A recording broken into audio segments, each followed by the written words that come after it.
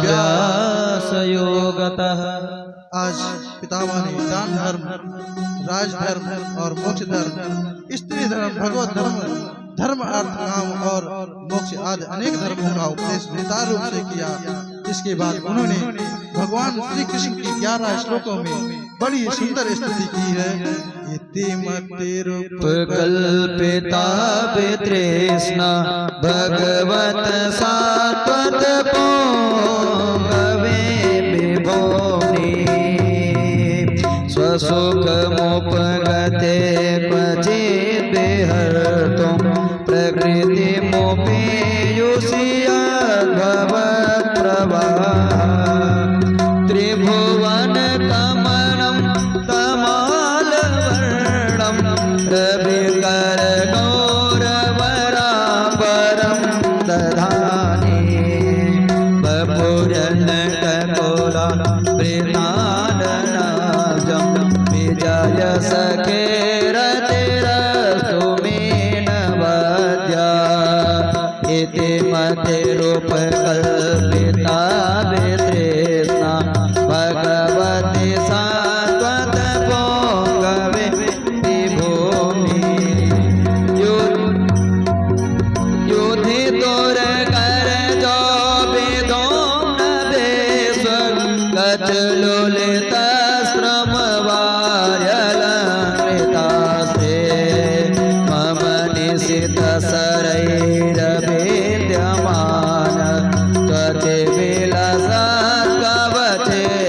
केष्टयात्मा इति मतिरूपकल्पिता वितृष्णा भगवत सात्वत पोंगवे विभूमि स्वनिगममपः यमत्प्रदेज्ञां स्वनिगममपः यमत्प्रदेज्ञां त्वमधिरथपरवप्लुतो रथस्थः स्थितिवति परिसैनिकायोरज्ञा चितवते पादसखेरतिर्ममास्तु धृतरथ चरणो यया चलतो हरिरिवहतो विमं गतोत्तरीयः इति मतिरूपकल्पिता वितृष्णा भगवत सात्वत पोंगवे विभूमि। आज इस प्रकार से भीष्म पितामह ने भगवान के 11 श्लोकों में बड़ी सुंदर स्तुति की। आज सूर्य दक्षिणायन से उत्तरायण होने को है और कौरव की पहली पीढ़ी अस्त होने को है। आज भीष्म पितामह ने 11 श्लोकों में स्तुति की है। आज के दिन एकादशी थी, इसीलिए इस एकादशी का नाम भीष्म एकादशी पड़ा। और उसके बाद में भीष्म पितामह ने अपने मति रूपी पुत्री को भगवान के श्री चरणों में दिया और इतना करके उसके बाद में भगवान युधिष्ठिर को आकर के राजगद्दी पर बैठाए और राजगद्दी पर बैठा करके पांडवों से कहते हैं कि अब मुझे द्वारिका चलना चाहिए, क्योंकि द्वारिका वासी मेरा रास्ता देख रहे हैं। आज जैसे इतनी बात पांडवों ने सुनी तो रोने लगे, दुखी होने लगे, क्योंकि संसार में दो ही ऐसे लोग हैं कि जब मिलते हैं, एक तो सज्जन जब मिलते हैं दूर जाते हैं तो दुख होता है, और दुर्जन लोग मिलते हैं तब दुख होता है। गोस्वामी जी कहते हैं बिछुरत एक प्राण हरि ले, बिछुरत एक प्राण हरि ले, बिछुरत एक प्राण हरि ले, बिछुरत एक प्राण हरि ले, मिलत एक दुख दारुण दे, मिलत एक दुख दारुण दे, दारुण दे, दारुण दे। आज गोविंद हस्तनापुर से द्वारिका पहुंच गए और द्वारिका पहुंच करके अपना पंचजन शंख बजाया। सारी द्वारिका में शोर मचा गया। कृष्ण आ गए आज ऐसा प्रतीत हो रहा है जैसे शंख गोविंद के हाथों में लाल कमल पर कोई हंस बैठा हो।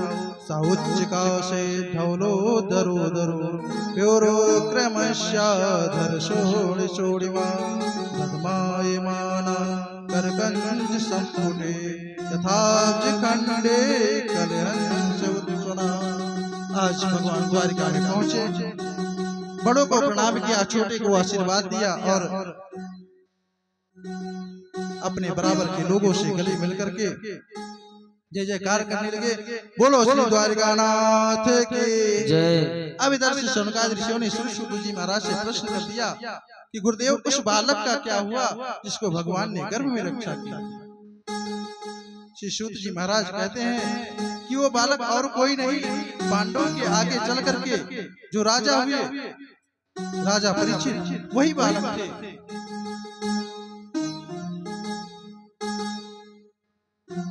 समय आने पर राजा परीक्षित ने जन्म लिया।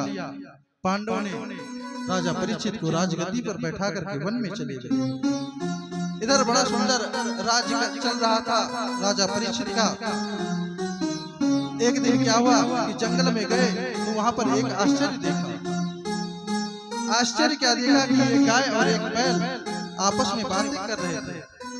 गाय के आंखों में आंसू बह रहे थे और वो रो रही थी। तब तक एक काला पुरुष किसी शूद्र के समान आया, गाय और बैल को मारने लगा।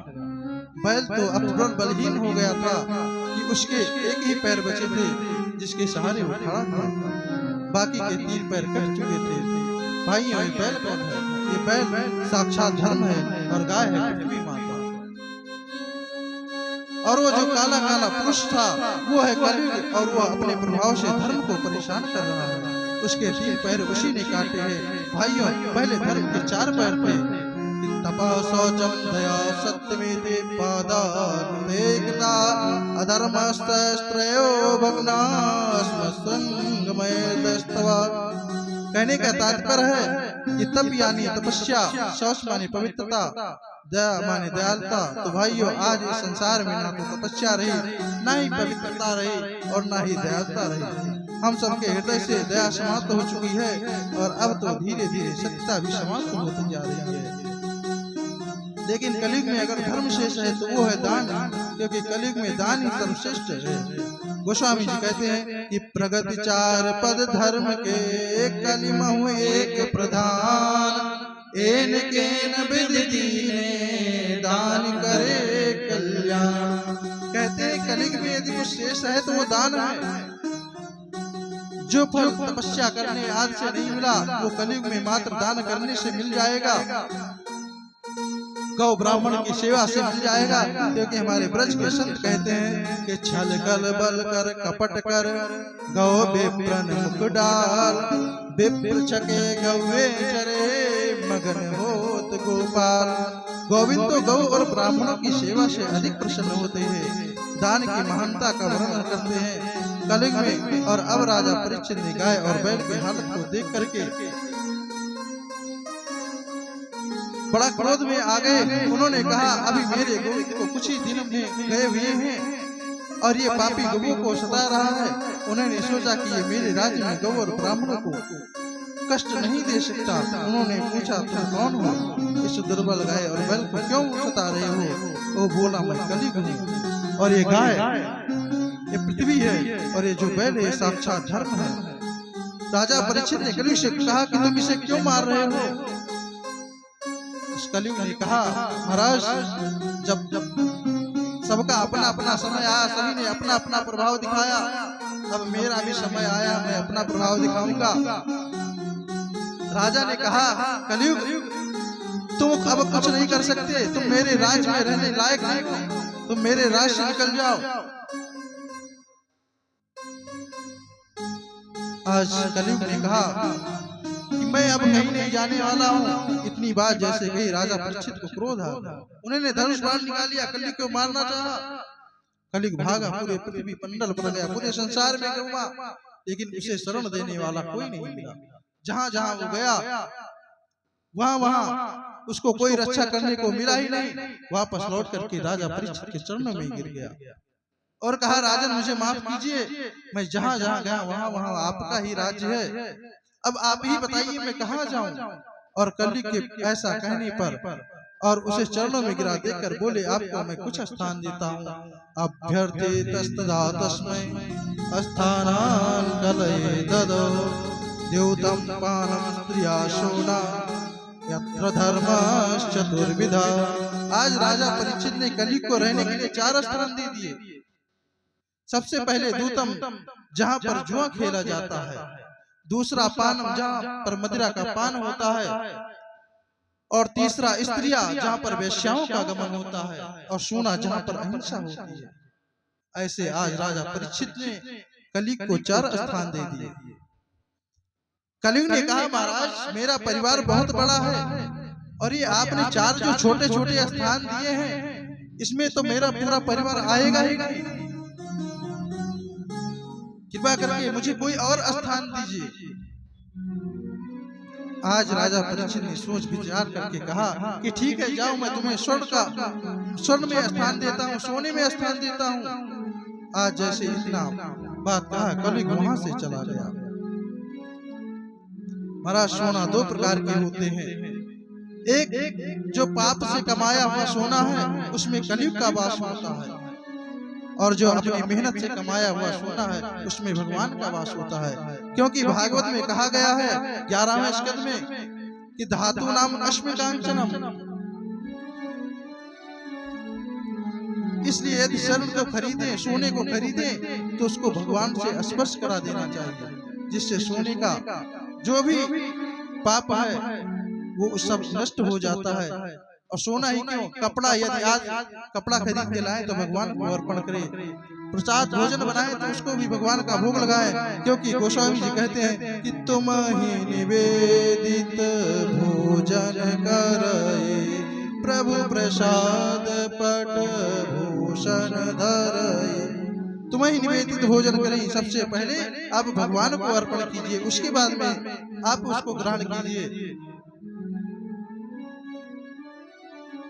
ऐसे राजा परीक्षित अपने पूर्वजों के अनुसरण करते करते एक दिन राजा परीक्षित के मन में आए, क्यों जंगल में चले शिकार करने। और राजा परीक्षित जंगल को शिकार करने निकले तो एक स्वर्ण का मुकुट लगा करके आए। वो स्वर्ण का मुकुट जरासंध का था। और जरासंध के मुकुट में पाप के सोने से कमाया हुआ धन, उसमें कलयुग का वास हो गया। कलयुग उसमें जाकर के बैठ गया। राजा परीक्षित ने उस मुकुट को धारण करके जंगल में चल दिया। काफी दूर जंगल में निकल गए, रास्ता भटक गए। और राजा परीक्षित को भूख और प्यास लग गया।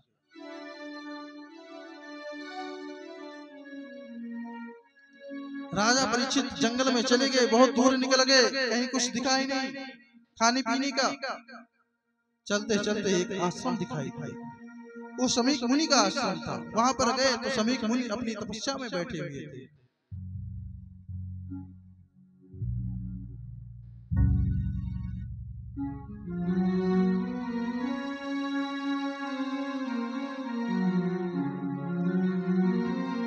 समीक मुनि को तपस्या में बैठे हुए देख करके राजा परीक्षित ने आवाज लगाई कि हे महात्मा, हे संत, मुझे कुछ खाने और पीने के लिए।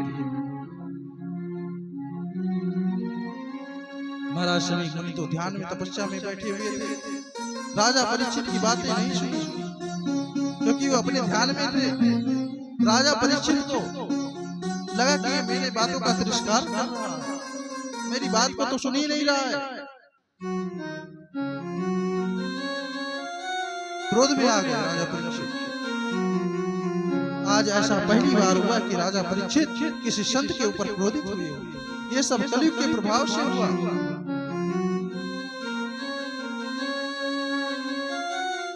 बाहर निकल के आए तो देखा कि कुटिया के सामने, आश्रम के सामने एक मरा हुआ सर्प पड़ा हुआ। राजा परीक्षित ने उसको तीर के नोक से उठाया और ले जाकर के समीक मुनि के गले में डाल दिया और वहां से वापस चले आए। आश्रम के बाहर सभी बच्चे खेल रहे थे। समीक मुनि का बेटा भी खेल रहा था। उसमें एक बालक ने देखा और जाकर के दौड़ते हुए सभी मुनि के बेटे श्रृंगी से बताया कि आपके पिता के गले में कोई सर्प डाला गया है। श्रृंगी ऋषि दौड़े दौड़े पिताजी के पास आए, देखा कि गले में सर्प पड़ा हुआ है, जोर जोर से रोने लगे और पूछा ये कौन दुष्टता किया है, किसने किया है ऐसा। महाराज पता चला, बालक ने बताया कि राजा परीक्षित आए थे, उन्होंने आपके पिताजी के गले में सर्प डाल दिया। महाराज श्रृंगी ऋषि को क्रोध आ गया और उन्होंने कहा क्रोध में आकर के इत लंघित मर्यादं तक्षका सप्तमे हनि दंचति यस्म कुलागारं नोदितो मे तदद्रुहम्। हे राजा परीक्षित, तुमने मेरे पिता का अपमान किया है, धर्म की मर्यादा का उल्लंघन किया है, इसलिए जा आज के 7वें दिन तुम्हें तक्षक के डसने से तुम्हारी मृत्यु हो जाएगी। इतना कह करके श्रृंगी जोर जोर से रोने लगे। बेटे की आवाज कानों में गई, शमीक मुनि की समाधि टूटी। शमीक मुनि ने पूछा, बेटा तुम क्यों रो रहे हो? और अपने गले से सर्प को निकाल करके अलग डाल दिया।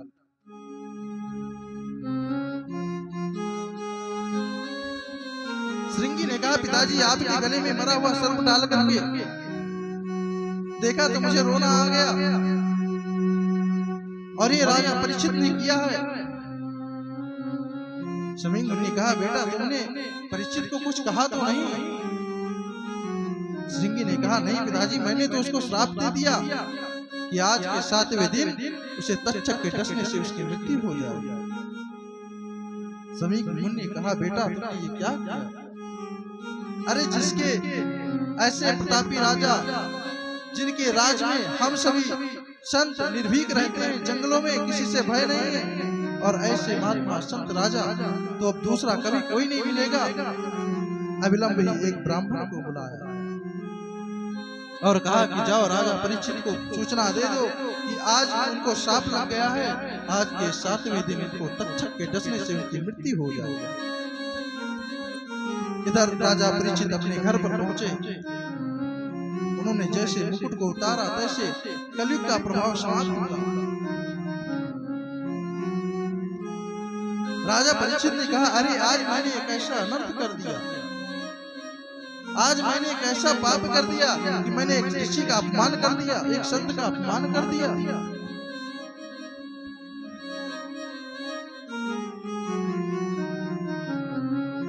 यदि इस अपमान का, इस पाप का अगर यदि मुझे भगवान कोई दंड देना चाहते तो मुझे मृत्यु दंड दे दे।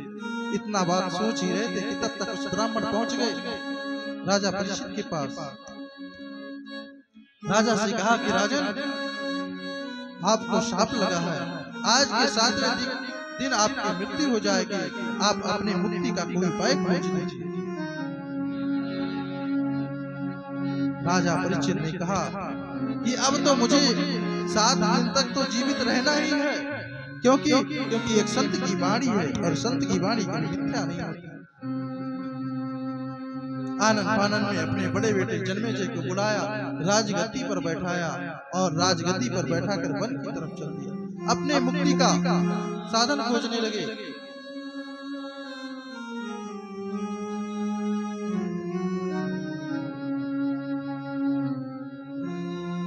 आज चलते चलते महाराज राजा परीक्षित गंगा के तट पर पहुंचे। सुखताल में जो मुजफ्फरपुर के पास में है, वहां पर पहुंच के गंगा के तट पर बैठ गए।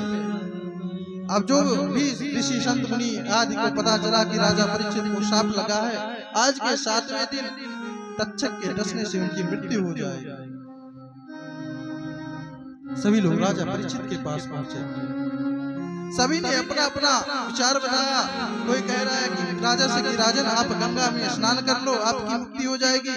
कोई कह रहा है कि आदि अनुष्ठान करा लो, कोई कुछ कह रहा है। राजा परीक्षित ने कहा, हे प्रभु, ये सब मैंने करके देख लिया, इससे कुछ नहीं हुआ। आज भगवान ने, राजा परीक्षित ध्यान में बैठ करके गोविंद को याद करते हैं, कहते हैं, गोविंद जब मेरे ऊपर गर्भ में संकट आया तब आपने रक्षा की। तभी एक ब्राह्मण का बाण था और आज एक ब्राह्मण की वाणी का बाण है। आज आप ही आकर के मुझे मेरी रक्षा कीजिए।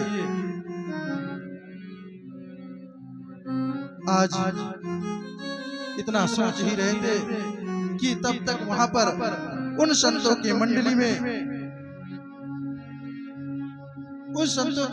के मध्य में श्री वेद व्यास जी के प्रिय पुत्र श्री सुखदेव जी महाराज, जो कि वैराग्य परम चूड़ामणि है, ऐसे परम संत भगवान का आगमन हुआ। बोलिए श्री सुखदेव भगवान की जय।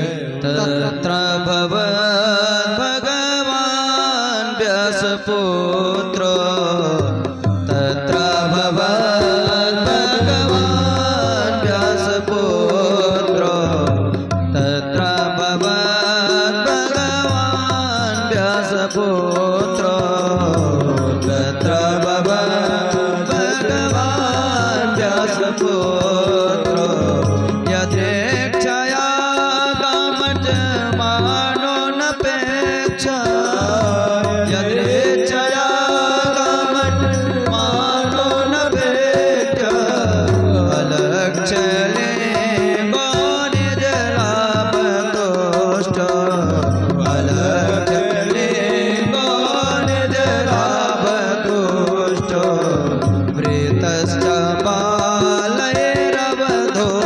वेषा, प्रेतश्च बालैरवधूत वेषा, तम द्वष्ट्वर्षं सुकुमार पाद, तम द्वष्ट्वर्षं सुकुमार पाद, करोरुहाभास कपोलगात्रं, करोरुहास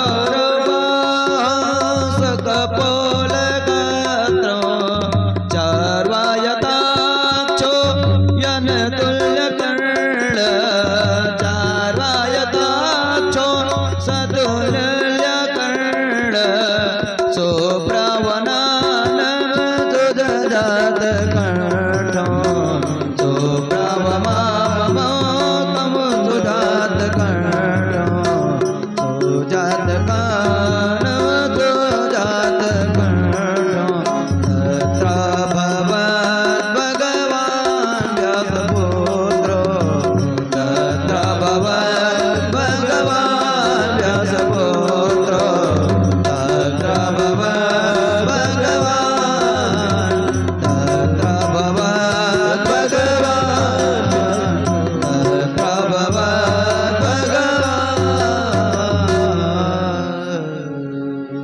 आज जैसे श्री सुखदेव भगवान का वहां पर आगमन हुआ, सभी ऋषि मुनि खड़े होकर के श्री सुखदेव जी को प्रणाम किया।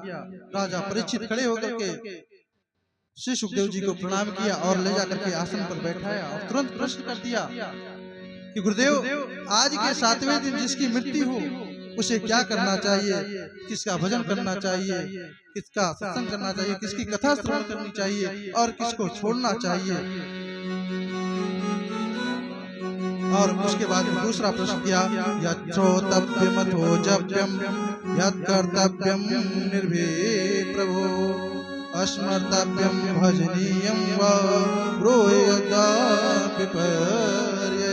गुरुदेव, आप ये बताने की कृपा करें कि 7 दिन में मुक्ति कैसे मिल सकती है, और साथ ही ये बताएं कि मनुष्य को क्या करना चाहिए, किसको त्यागना चाहिए, किसका स्मरण करना चाहिए, किसका भजन करना चाहिए। गुरुदेव, कृपा करके मुझे ये सब बताइए।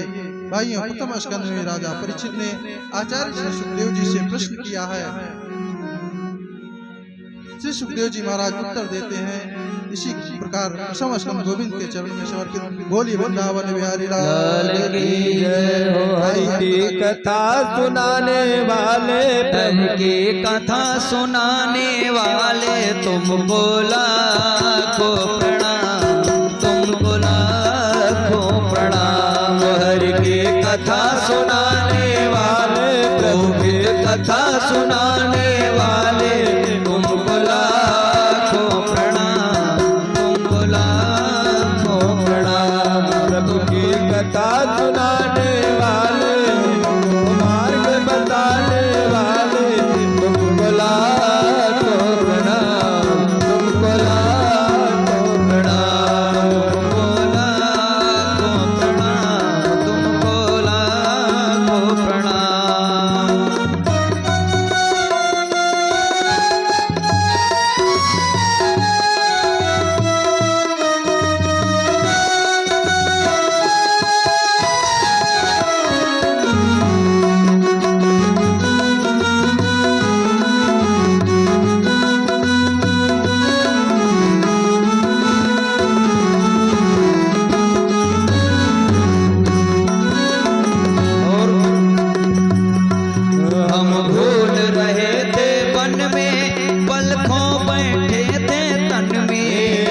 भूल रहे थे बन में, बल को बैठे थे तन में, हम भूल रहे थे बन में, बल को बैठे थे तन में, हम भूल रहे थे बन में, बल को बैठे थे तन में। प्रभु राह दिखाने वाले, प्रभु राह दिखाने वाले, वो यहाँ राज बताने वाले, यहाँ राज बताने वाले, तुमको लाखों प्रणाम, तुमको लाखों प्रणाम, प्रभु की कथा सुनाने वाले, हरि की कथा सुनाने वाले, तुमको लाखों प्रणाम, तुमको लाखों प्रणाम। और लेकर विषयों का प्याला जा रहे थे हम के काला, लेकर विषयों का प्याला,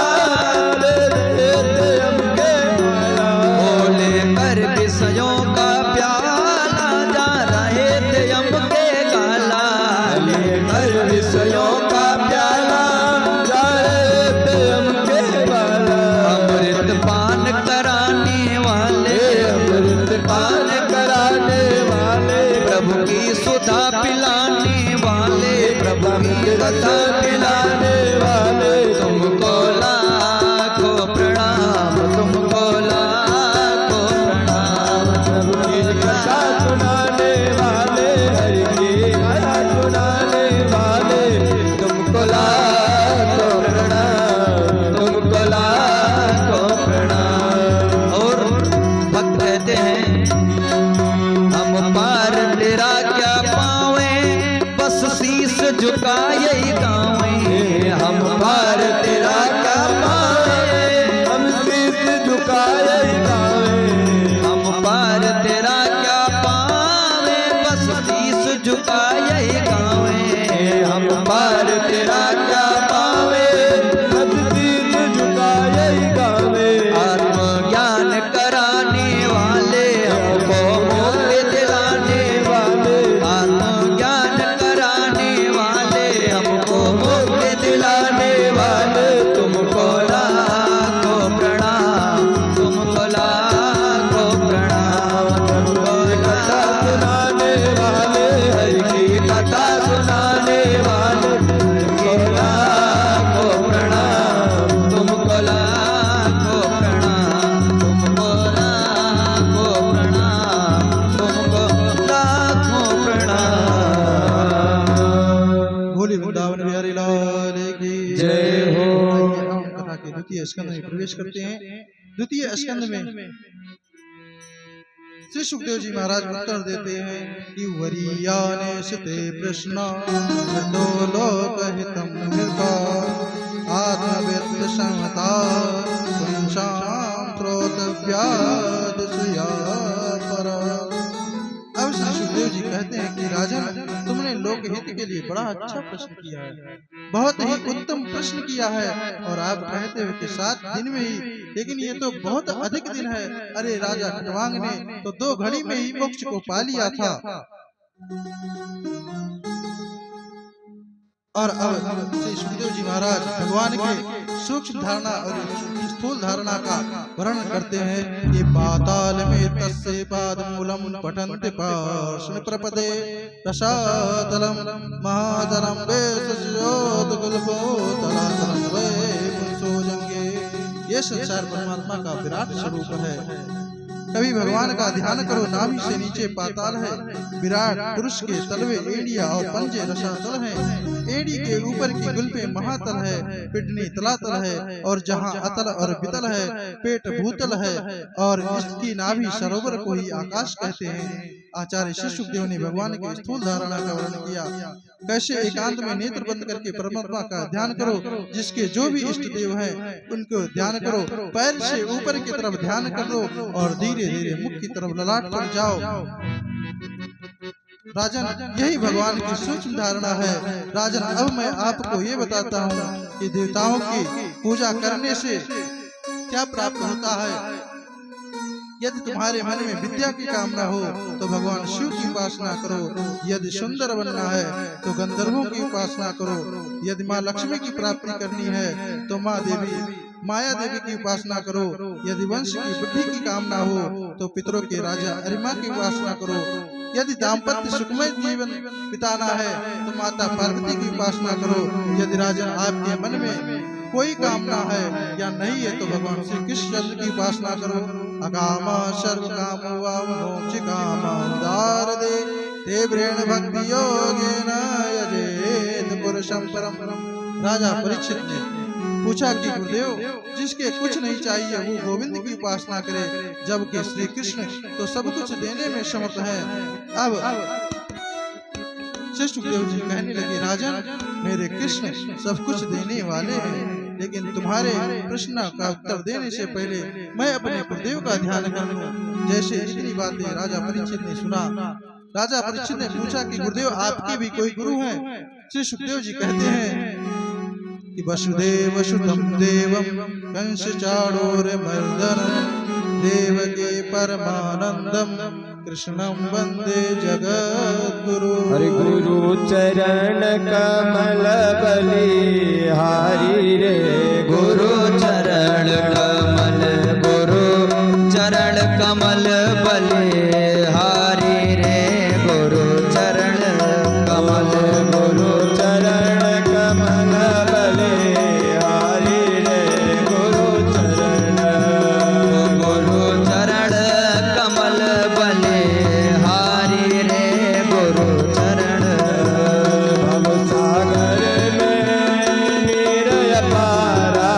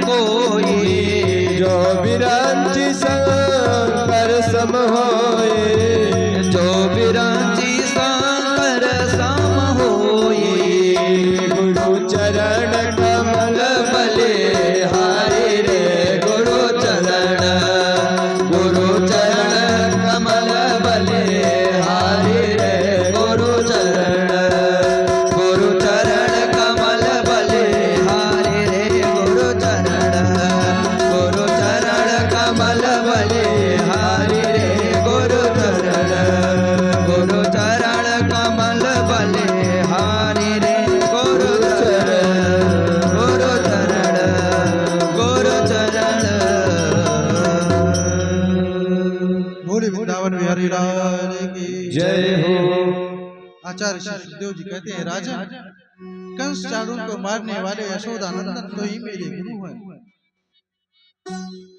अब मैं आपको सृष्टि का सृजन कर बताता हूँ। कहते हैं, भगवान अपने अंदर बैठे काल कर्म स्वभाव को एकत्रित किया। कालम कर्म स्वभावं च मायेषु मायया स्वया आत्मानं यदृच्छया प्राप्तं विभूषोरुपाददे। कहते हैं, भगवान बैठे बैठे अपने अंदर काल कर्म और स्वभाव को एकत्रित किया, स्वीकार किया। सुखदेव जी ने परमात्मा के अलग अलग अवतारों का वर्णन किया है। राजा परीक्षित प्रश्न कर देते हैं और उस प्रश्न का उत्तर देते हैं। महाराज, कथा के मध्य में एक राजा परीक्षित ऐसे हैं जो कथा के मध्य में प्रश्न कर देते हैं और श्री सुखदेव जी महाराज उसका उत्तर देते हैं। ऐसे ही ये कथा अनवरत 24 घंटे लगातार चलती थी। राजा परीक्षित ने प्रश्न कर दिया, गुरुदेव, ब्रह्मा जी का उत्पत्ति कैसे हुआ? आचार्य श्री सुखदेव जी कहते हैं कि राजन, भगवान नारायण के नाम से ब्रह्मा जी प्रकट हुए। ब्रह्मा जी जब प्रकट हुए तो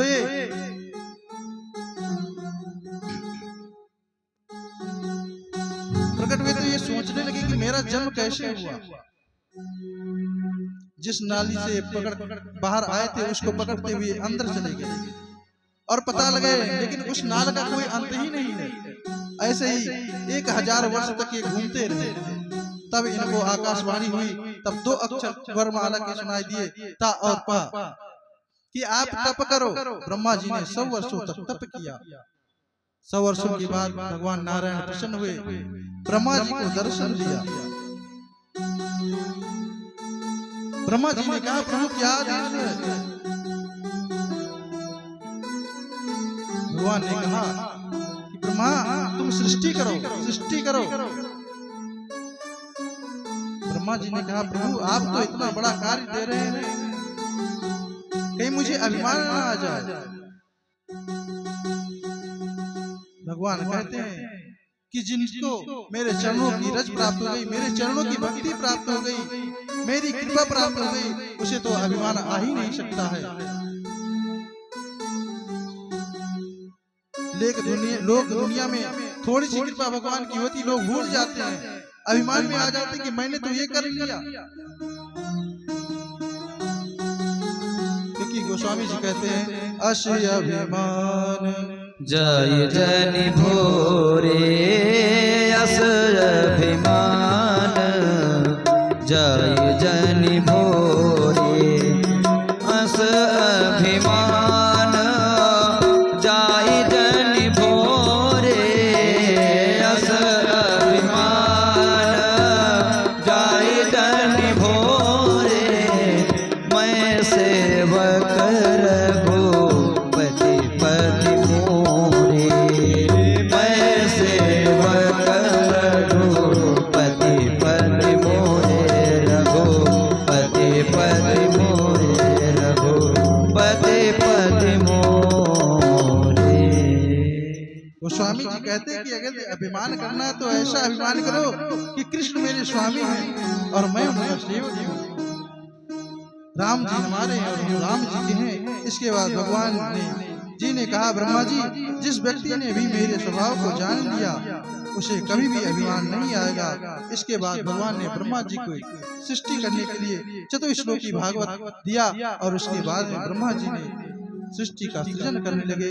एवत् में तत्पुरा दृष्टो मैत्रेयो भगवान छत्रवनं प्रविष्टेन त्यक्त्वा स्वगृहमेद्विमल। राजा परीक्षित ने प्रश्न किया, महाराज ये बताएं कि विदुर जी दुर्योधन का घर छोड़कर क्यों गए? श्री सुखदेव जी कहते हैं, राजन, विदुर जी को घर छोड़ने के कई कारण थे। जब जब कोई गलत आचरण हुआ तब तब विदुर जी ने उसका विरोध किया, लेकिन उनकी बात वहां सुनने वाला कोई नहीं था। धृतराष्ट्र की तो बाहर की आंखें अंधे तो थी ही, लेकिन उसके अंतःकरण की भी आंखें अंधी हो चुकी थी। वो अपने पुत्र के मुंह में इतना फंस गया था कि उसके गलत और सही का पता ही नहीं था। जब द्रौपदी का चीरहरण होता, वस्त्र निर्वस्त्र हो रहा था, तब विदुर जी ने उसका विरोध किया। तब भी उनकी बात किसी ने नहीं मानी। उसके बाद में लक्षागृह में जला करके जलाना चाहा, तभी पांडवों की सहायता विदुर जी ने की। और कुछ दिन बाद जब 13 वर्ष का वनवास और 1 वर्ष का अज्ञातवास हुआ, विराट नगर में जाकर के पांडव वेश बदल कर रहने लगे। 1 साल व्यतीत हुआ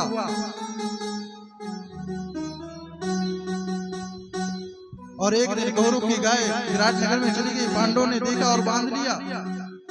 कौरवों को पता चला कि विराट नगर में पांडव हैं, विराट नगर में चढ़ाई कर दी कौरवों ने। और उस युद्ध में विराट नगर की विजय हुई। विराट नरेश को पता चला कि पांडव 1 साल से मेरे यहाँ रह रहे हैं, मुझे पता नहीं चला। उनको बहुत ही पछतावा था। वनवास पूरा हुआ, पांडव अपने राज्य वापस आए और दुर्योधन से कहा, भैया अब तो मेरा हिस्सा दे दो मुझे। दुर्योधन ने सीधे मना कर दिया कि तुम्हारा कैसा हिस्सा, तुमने तो अज्ञातवास पूरा ही नहीं किया।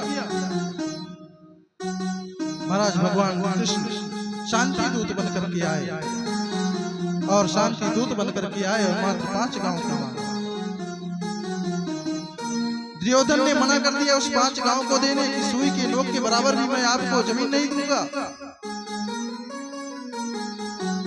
महाराज उसके बाद युद्ध की घोषणा हो गई। और जब वहां से भगवान कृष्ण जाने लगे, धृतराष्ट्र ने दुर्योधन से कहा, कृष्ण भूखे जा रहे हैं, उनको ले जाकर के भोजन खिला दो। दुर्योधन ने कहा, कृष्ण रसोई में तो 56 प्रकार के भोग बने हैं, जाओ और कुछ पालो। भगवान कहते हैं कि मित्र दुर्योधन, भोजन 2 ही परिस्थिति में करना चाहिए, या तो भूख लगी हो या तो खिलाने वाले की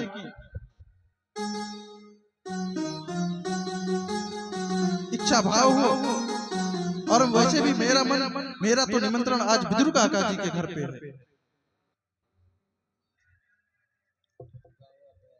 जैसे विदुर काका ने इतनी बात सुनी, महाराज दौड़े दौड़े बाजार को गए माखन मिश्री की लेने के लिए।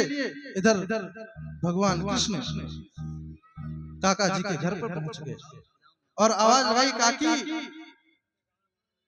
जैसे विदुरानी ने देखा कि कन्हैया आया है, दौड़ते हुए आ गए और बोले, काकी मुझे भूख लगी है, कुछ खाने के लिए दो ना।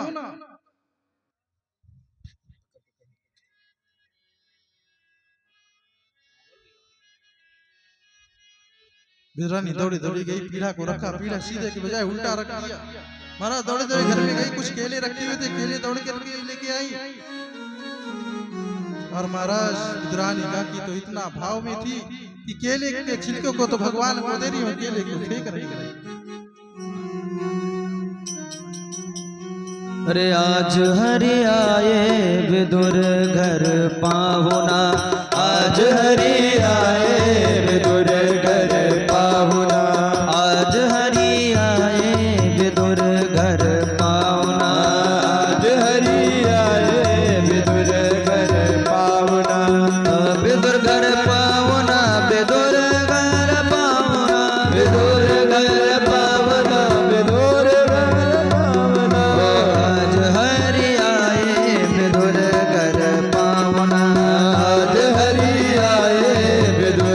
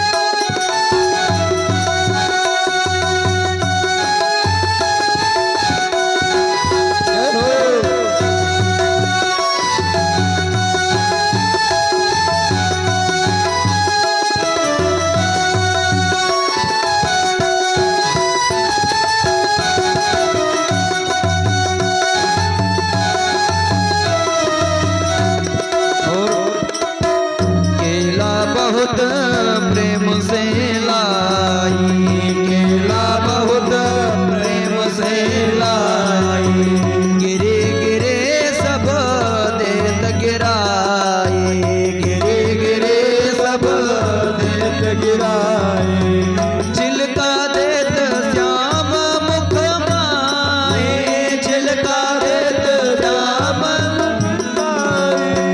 लागे बहुत सुहावना हो, लागे बहुत सुहावना, सुहावना आज हरि आए विदुर घर पाहुना, आज हरि आए विदुर घर पावना, आज हरि आए विदुर घर पाहुना, आज हरि आए विदुर घर पावना।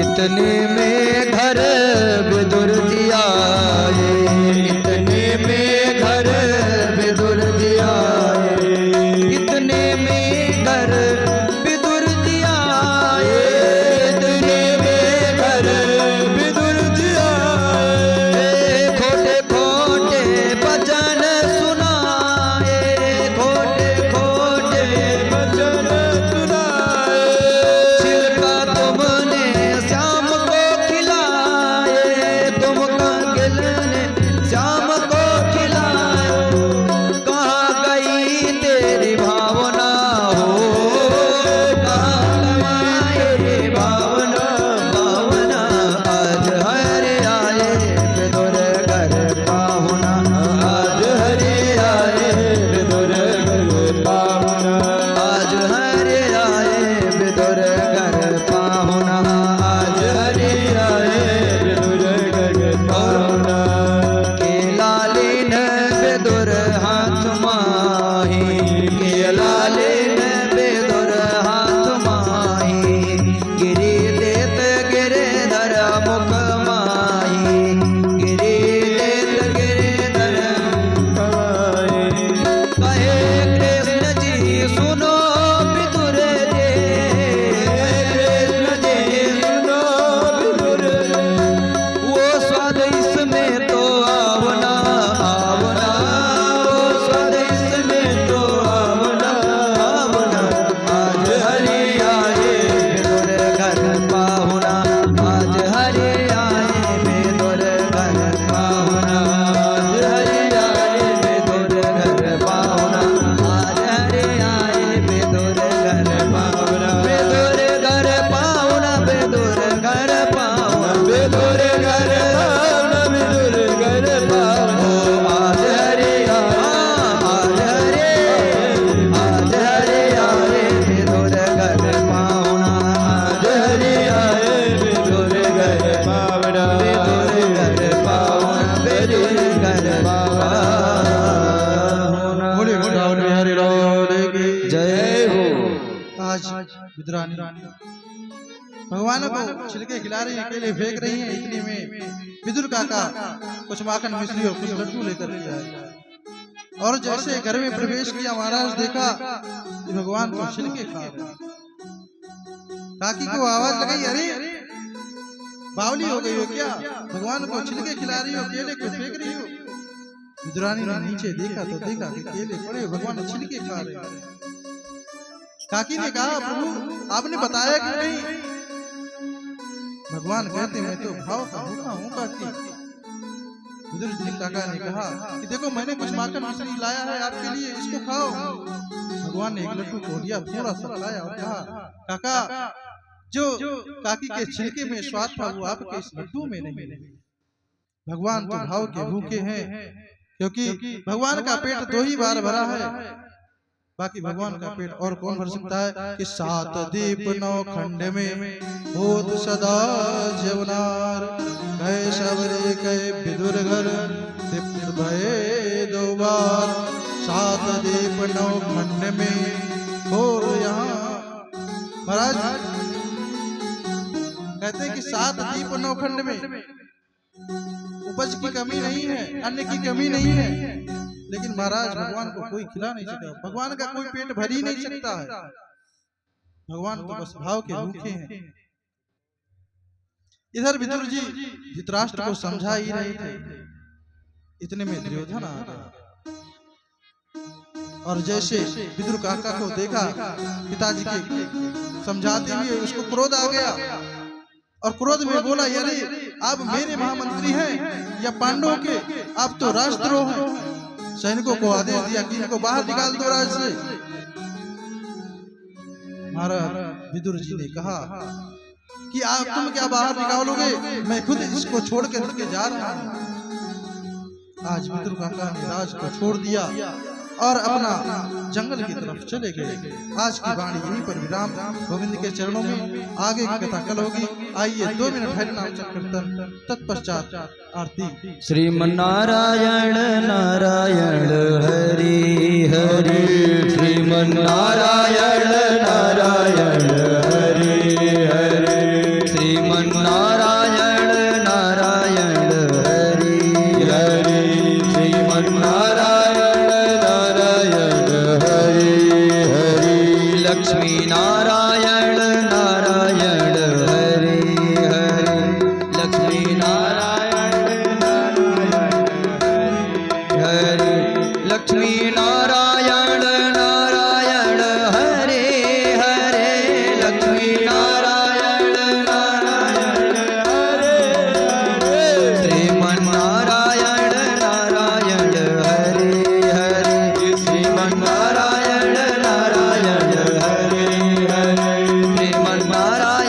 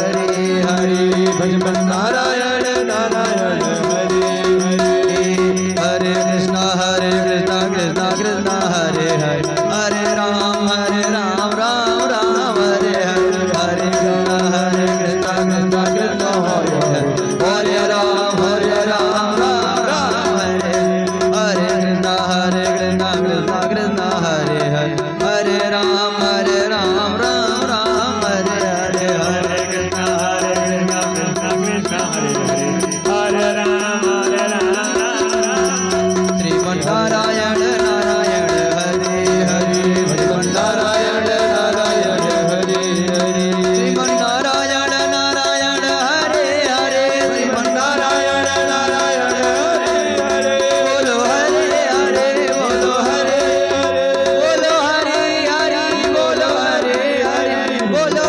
हरे हरे,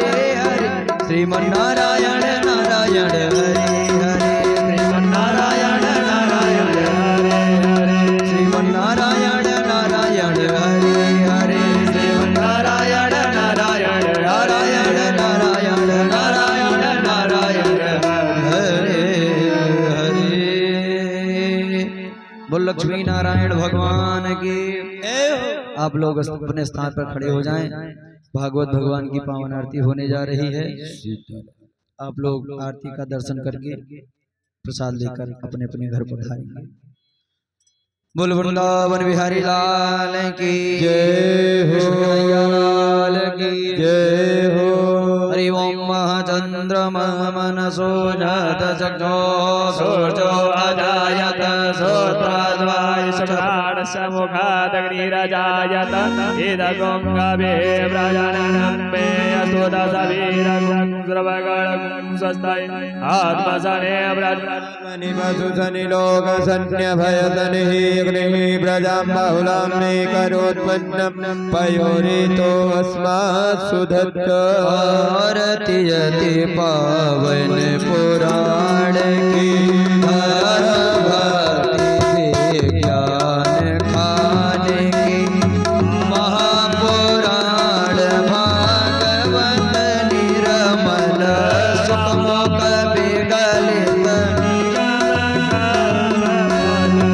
परमानंद सुधार समय फल परमानंद सुधार समय कल लार तेरा सरस निधान के आरती अति पावन पुराण के कलिमल मथा नेत्रताप निवारिणे जन्माल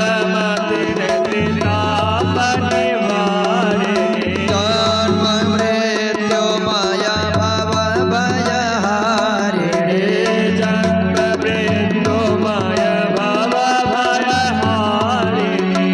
सेवत सतत सकल सुखकारिणी सेवत सतत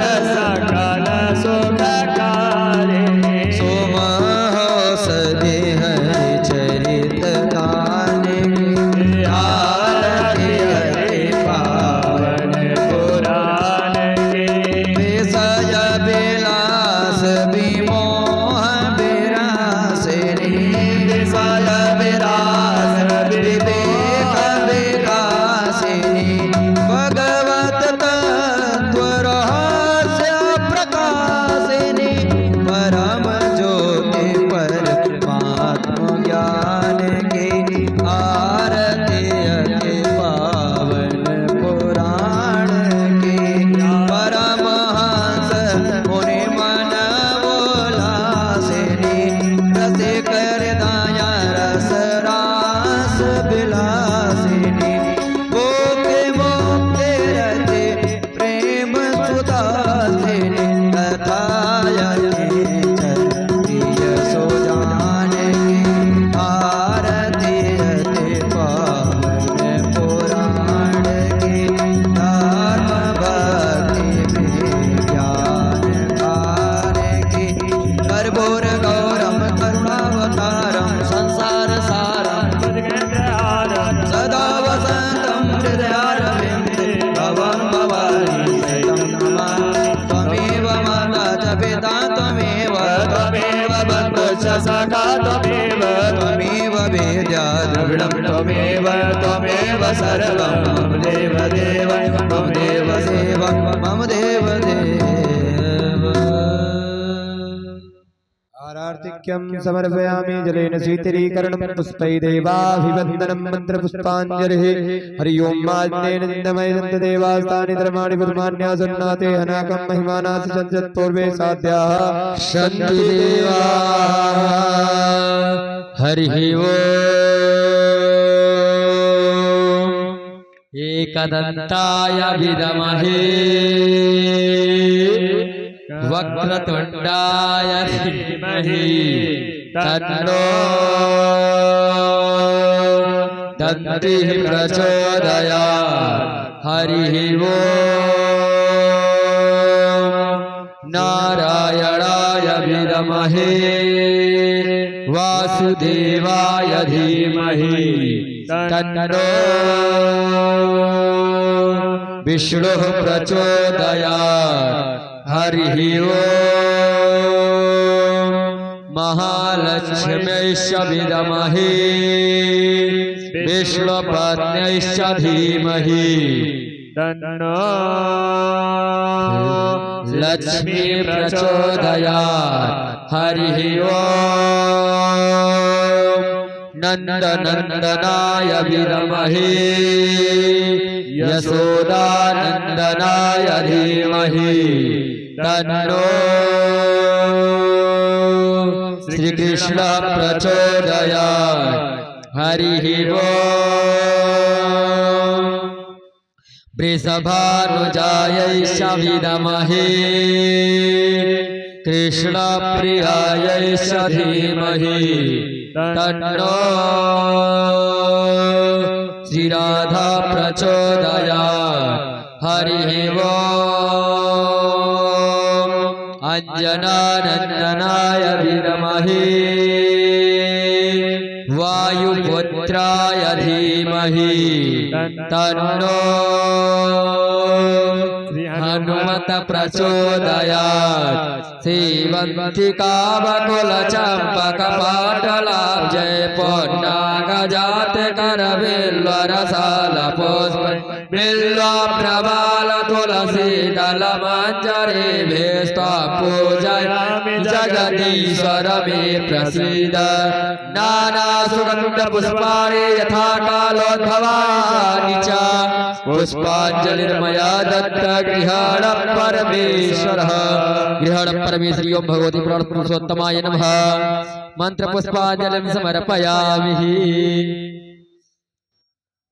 बोल दे श्रीमन्नारायण भगवान की जय, लक्ष्मी नारायण भगवान की जय, राजा रामचंद्र भगवान की जय, अयोध्या नाथ सरकार की जय, वृंदावन धाम की श्रीमद् भागवत महापुराण की व्यास भगवान की जय, देव स्वामी की महाराज परीक्षित की यजमान देव की यजमान देव की श्री विभूष श्रीमद जगत गुरु रामानुजाचार्य खटला पीठाधीश्वर श्री स्वामी जी महाराज की जय हो, स्वामी जी महाराज की जय हो, बड़े महाराज जी की जय हो, बड़े महाराज जी की जय हो, जय श्री सीताराम जय जय श्री राधे श्याम नमः पार्वती पतये हर हर महादेव शंभो। ओम सर्वे भवन्तु सुखिनः सर्वे सन्तु निरामयाः सर्वे भद्राणि पश्यन्तु मा कश्चित् दुःखभाग् भवेत्। ओम शान्तिः शान्तिः शान्तिः सर्वारिष्ट शान्तिर्भवतु। सभी भक्तगण